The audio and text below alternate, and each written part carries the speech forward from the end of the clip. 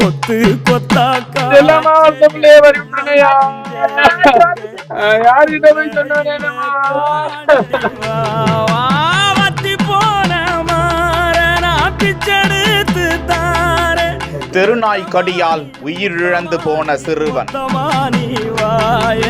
சத்தமானி வாய கண்ணே காணங்குருவி கத்திடிச்சி காடு மேடெல்லாம் கத்திடிச்சி உன்னை கதறி துடிக்கும் தாய் தந்தை.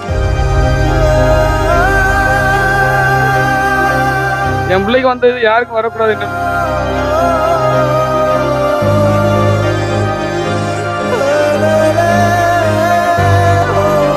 ராமநாதபுரம் அண்ணா நகர் குருவிக்காரன் தெரு பகுதியை சேர்ந்த ராமநாதன் என்பவரது மகன் 17 வயதுடைய அந்த வாலிபர் இந்த நிலையில் கடந்த சில தினங்களுக்கு முன்பு அவரை தெருநாய் ஒன்று துரத்தி கடித்ததாக சொல்கிறார்கள்.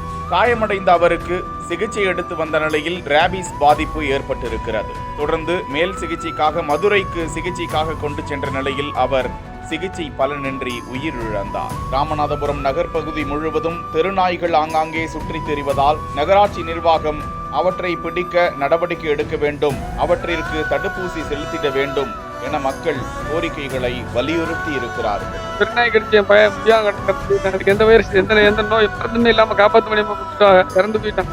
என் பிள்ளைய இறந்துட்டேன். நான் எல்லாரும் பிள்ளைய இழந்து நிக்க வேணாம், விட்டுருங்க, ஏதோ நாய் காலி பண்ணி